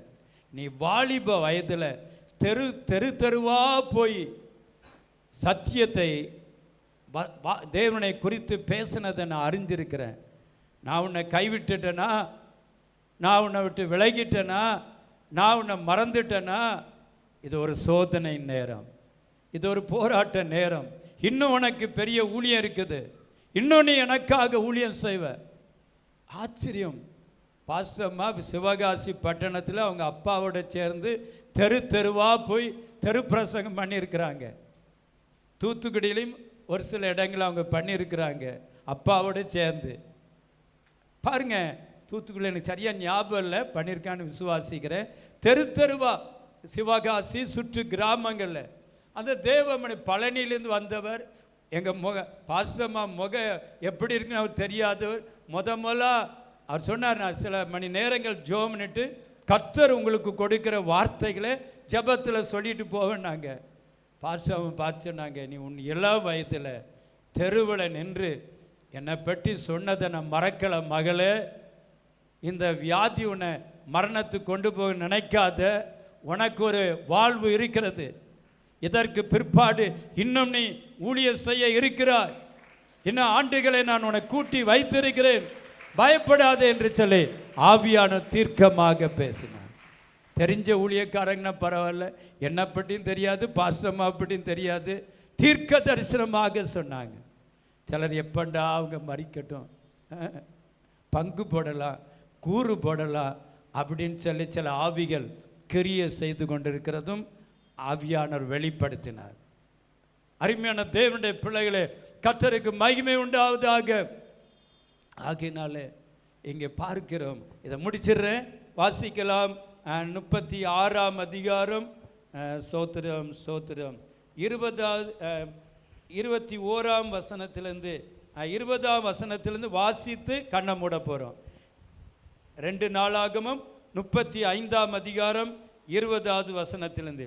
யோசியா தேவாலயத்துக்கு அடுத்ததை திடப்படுத்தின இந்த எல்லா நடவடிக்கைகளுக்கும் பின்பு எகிப்தின் ராஜாவாகிய நேகோ ஐப்ராத் நதியோரமான கர்கேமிஸ் பட்டணத்தின் மேல் யுத்தம் பண்ண வந்தான். அப்பொழுது யோசியா அவனுக்கு விரோதமாய் யுத்தம் செய்ய போன எகிப்தின் ராஜாவாகிய நேகோ ஐப்ராத் நதியான கர்கேமிஸ் பட்டணத்தின் மேல் யுத்தம் பண்ண வந்தான். அப்பொழுது யோசியா அவனுக்கு விரோதமாய் யுத்தம் செய்ய புறப்பட்டான். அவன் இவனிடத்துக்கு சானாதிபதிகளை அனுப்பி, யூதாவின் ராஜாவே, எனக்கும் உமக்கும் என்ன? நான் இப்பொழுது உமக்கு விரோதமாய் அல்ல, என்னோட யுத்தம் பண்ணுகிற ஒருவனுக்கு விரோதமாய் போகிறேன். நான் தீவிரிக்க வேண்டும் என்று தேவன் சொன்னார். தேவன் என்னோடு இருக்கிறார், அவர் உம்மை அழிக்காதபடிக்கு அவருக்கு எதிரிடையாக செய்வதை விட்டுவிடும் என்று சொன்னான். தேவன் என்னோடு இருக்கிறார், அவர் உம்மை அழிக்காதபடி எனக்கு விரோதமாக செய்கிறத விட்டுருங்கய்யா. நான் உங்களோட யுத்தம் பண்ண வரல, நான் இன்னொரு கர்கேமிஸ் பட்ட யுத்தம் பண்ண போகிறேன். அங்கே தீவிரிக்கன்னு கர்த்தர் எனக்கு கட்டளையிட்டு இருக்கிறார். என்னை தீவிரிக்க நான் அங்கே போகிறேன். தனக்கடாத வழக்கில் தலையிடுகிறவன் நாயை காதை பிடித்தளிக்கிறவனா இருப்பேன். காலையில் பல வசனங்கள் வந்தது, நேரம் இல்லை. தனக்கடாத வழக்கில் இவன் நல்ல தேவ மனிதன், தீர்க்க தரிசனங்கள் உண்டு, இவனை குறித்த திட்டங்கள் உண்டு. ஆனால் பாருங்க, திடீரென்று இருதயம் கடினப்பட்டது, அவனுக்குள்ளாக பெருமை வந்தது, ஆண்டோடைய வார்த்தைக்கு விரோதமாக செயல்படாச்சான். இங்கே வாசிக்கிறோம், அங்கே நேகோ சொன்ன, ஆனாலும் யோசியா தன் முகத்தை அவனை விட்டு திரும்பாமலும் நேகோ சொன்ன தேவனுடைய வாயின் வார்த்தைகளுக்கு செவிகொடாமலும் அவனோட யுத்தம் பண்ண வேஷம் மாறி மெகிதாவின் பள்ளத்தாக்கிலே யுத்தம் வேஷம் மாறுறான். வேஷம் ராஜா வஸ்திரத்தை களைச்சிட்டு வேறு வஸ்திரத்தில் வாரான். தேவையில்லாத காரியம், நமக்கு தேவையில்லாத வம்புல பிசாசு நம்மளை சிக்க வைப்பான், மூக்க நுழைக்க வைப்பான். அது நமக்கே ஆபத்து என்கிறத பிசாசு மறைச்சி விடுவான். அப்படிதான் இவனை மறைச்சிட்டான். அவன் சொல்கிறேன், நான் உன்கிட்ட யுத்தம் பண்ண வரலப்பா, எனக்கும் உமக்கு என்ன, என்ன ஆண்டவர் ஒரு வேலை செஞ்சு அதுக்கு போகிற, நீ ஏன்பா என்கிட்ட வம்புக்கு வர? சில நேரம் நம்மளை பிசாசு நமக்குள்ளாக மன கடினத்தை உண்டாக்கி வம்பு காரியங்களை செய்ய பண்ணுவான். ஜாக்கிரதையாக இருக்கணும், விழிப்பாக இருக்கணும், அதில் சிக்கிவிடக்கூடாது. அது பிசாசுனுடைய தந்திரம். என்ன ஏற்பட்டது என்றால், முடிச்சிடுறேன், வில்வீரர் யோசியா ராஜாவின் மேல் அம்பெய்தார்கள். அப்பொழுது ராஜா தன் ஊழியக்காரரை நோக்கி, என்னை அப்புறம் கொண்டு போங்கள், எனக்கு கொடிய காயம்பட்டது என்றான். பாருங்க, ஒரு தேவ மனிதன் கொடிய காயம் அவனுக்கு வருவதற்கு சம்பந்தமே இல்லை. வீணாக தீமையை சம்பாதிச்சிட்டான், வீணாக அவன் தனக்கு மரணத்தை சம்பாதிச்சிட்டான். 39 வயசில் பாருங்க, இந்த காரியத்தில் மாத்திரம் அவன் ஞானமாய் நடந்திருந்தா, புத்தியாய் நடந்திருந்தா, நிதானமாய் நடந்த, இன்னும் அநேக ஆண்டுகள் அவன் வாழ்ந்திருப்பான். தன்னைத்தானே கெடுத்து விட்டான். பிசாசு சில நேரங்களிலே நாமளே கெடுப்பதற்கு சில காரியங்களை நமக்குள்ளே தூண்டி விடுவான். அதற்கு நாம் இடம் கொடாதபடி ஜாக்கிரதையாக இருப்போம். கண்களை மூடலாமா? தனக்கடாத வழக்கில் தலையிடுகிறவன் நாயை காதை பிடித்து, இது போல தான் அவன் இழுத்துட்டான். பாருங்க, நாயை வாழை பிடிச்சி இழுத்து அது என்ன செய்யும்? கடிக்கத்தானே செய்யும். பாருங்க, இங்கே இவன் தேவையில்லாத காரியம், தனக்கு ஆண்டவர் என்ன வச்சிருக்கிற அதை மாத்திரம் அவர் செய்துக்கிட்டு போயிருக்கணும். ஆண்டவரே நான் என்ன செய்யணும்ப்பா? ஒவ்வொரு நாளும் ஆண்டவர்கிட்ட கேளுங்க. வீண் வம்பு வழக்கில் போய் உங்களை மூக்க நுழைச்சிடாதுங்க, அதனால தீமை தான் வரும். பேசாட்டு அமைதியாக சோத்திரம் பண்ணி, சோத்திரம் சோத்திரம் ஆண்டவரே, இன்னும் நான் என் மேலே உடைய திட்டம் என்ன, என் மேல் உடைய திட்டம் என்ன, நான் இன்னும் உமக்கு எப்படி பிரியமாக நடக்கணும், நான் இன்னும் சபையில் எப்படி கனி கொடுக்கணும், நான் இந்த பட்டணத்தில் எப்படி கனி கொடுக்கணும், நான் இப்படி இன்னும் எப்படி ஆத்துமாக்களை ஆதாயம் பண்ணணும், அப்படி எனக்கு உதவி செய்யுங்க என்று சொல்லி கர்த்தர் நம்மளை வைத்த ஸ்தானத்தில் இருந்து கர்த்தர் நம்மை நடத்துகிறதின்படி பிசாசு நம்மளை நடத்த, மனிதர்கள் நம்மை நடத்த இடம் கூடாதபடி ஆண்டவரே நீரே என்னை நடத்தும். நான் இந்த யோசியாவை குறித்து ரொம்ப நான் துக்கப்பட்டிருக்கிறேன், ரொம்ப வேதனைப்பட்டிருக்கேன். ஐயோ, எவ்வளவு ஆண்டவருக்காக வாழ்ந்த இவன் இந்த வில்வீரருடைய அம்புக்கு இரையாகணுமா? ஆண்டவர் இவனை குறித்து எவ்வளவு திட்டம் வச்சிருந்தார், தீர்மானம் வைத்திருந்தார். தனக்கு தானே மரணத்தை உண்டாக்கி விட்டானே, புத்தி இல்லாமல் நடந்துட்டானே. நேகோ சொன்ன கர்த்தருடைய வார்த்தைக்கு அவன் செவி கொடுக்கலை, அவனை விட்டு தன் முகத்தை திருப்பலை. அடுத்த வாரத்தில் இன்னும் ஆழமான காரியங்களை இதிலிருந்து நாம் தியானிப்போமாக. ஆவியான நடத்தினா சித்தமான மீது இன்னும் சொல்ல வேண்டிய காரியங்களை நேரம் எல்லாம் முடிக்கிறேன். கர்த்தர் நம்மை ஆசீர்வதிப்பாராக. ஹல்லேலூயா. ஆவியில் எளிமை உள்ளவர்கள் பாக்கியவான்கள், பரலோக ராஜ்யம் அவர்களுடையது. நீதியின் மேல் பசிதாகம் உள்ளவர்கள் பாக்கியவான்கள். ஆவிக்குரிய காரியம், தேவ சமூகம், தேவ பிரசன்னம், தேவனோடு உள்ள ஐக்கியம், வேதத்தை தியானிப்பது, அவருடைய சித்தம் செய்வது, இதுதான் நீதியின் மேல் பசிதாகம். தேவ பிள்ளையே, நீதியின் மேல் நீ பசிதாகமா இருக்க முடியாதபடி சத்ருவனை அநீதியின் மேல் பசிதாகத்தை தூண்டிவிட்டானே. இன்றைக்கு கர்த்தர் உன்னை பார்த்து சொல்றார், மனம் திரும்பி விடு, மனம் திரும்பி விடு, ஒப்பு கொடுத்து விடு, இருதயத்தை கடினப்படுத்தாதே, உன் இருதயத்தை கடினப்படுத்தாதே. ஆண்டவருக்கு உன் வாழ்க்கையை ஒப்பு கொடு. உங்க வாழ்க்கையில இருதயத்தை கடினப்படுத்த ஒப்பு கொட. யோசியை அனுப்பிச்சுதான் கடினப்படுத்த ஒப்பு கொடுத்துட்டான். நான் ஆண்டவருக்காக அதை இதை செய்திருக்கிறேன், ஆண்டவர் என்னை கைவிடுவாரா, ஆண்டவர் என்னை விட்டு விடுவாரா? அப்படியே அவன் இருதயம் கடினப்பட்டது. சற்று நிதானித்து பார்ப்போமே. இவன் சொல்றான் தேவ வார்த்தைங்கிறான், நான் தேவன் என்னை தீவிரிக்க சொன்னான்னு சொல்றான். இதில் போய் நம்ம ஏன் கொஞ்சம் நிதானித்து ஒதுங்கிடுவோம், இதில் கொஞ்சம் தலையிடாமல் இருப்போன்னு சொல்லி இருந்தான்னா, அவன் 39வது வயதில் நடு வயதில் மறிக்க வேண்டிய சந்தர்ப்பம் வந்திருக்காது. இன்னும் அநேக ஆண்டுகள் கர்த்தருக்காக பெரிய காரியங்களை செய்திருப்பான். என் உள்ளத்தில் ஆவியான உணர்த்தினது, அவன் ஏதோ ஒரு மன கடினத்துக்கு இடம் கொடுத்ததுனால ஆண்டவர் அந்த நேரத்தில் அவனுக்கு உதவி செய்ய முடியலை. அவன் நிதானமாய் நடக்காமல் போயிட. நம்ம வாழ்க்கையிலும் சில நேரங்களிலே நிதானம் தவறி ஆத்திரப்படுவோம் என்றால், அவசரப்படுவோம் என்றால், பதசப்படுவோம் என்றால், டென்ஷன் படுவோம் என்றால் கர்த்தருடைய ஆசீர்வாதத்தை பெற்றுக்கணும். இன்றைக்கு ஒப்பு கொடுக்கலாமா?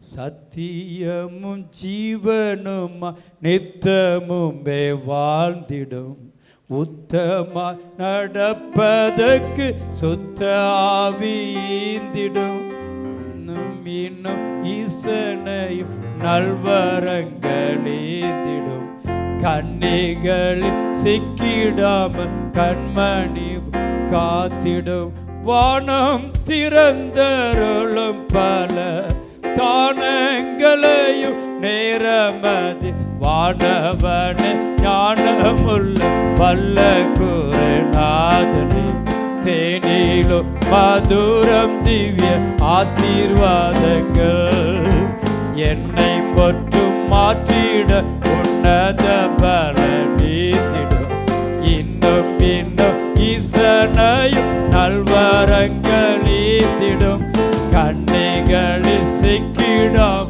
கண்மணி காத்திடும், மலையின் மீட்பெருமை காவலும் நீரே.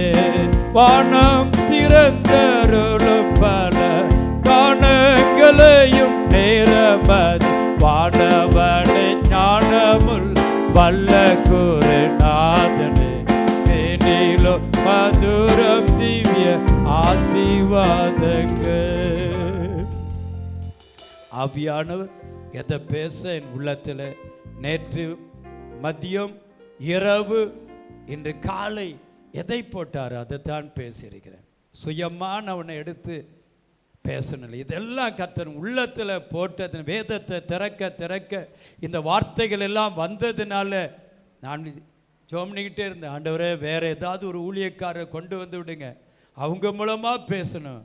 ஆனால் மிஷனரி ஸ்டான்லி ஐயா சொன்னாங்க, ஆண்டவரே, இந்த மகன் மூலமாக நீங்கள் தீர்க்கமாக துல்லியமாக தீர்க்க தரிசனமாக உங்களுடைய அபிஷேகத்தோடு வலது இடதுபுறம் சாயாமல் நீங்கள் பேச வைக்க போறதுக்காக சோத்திரம் என்று சொல்லி அந்த தேவ மனிதர் நேற்று எனக்காக ஜெபித்தார்கள்.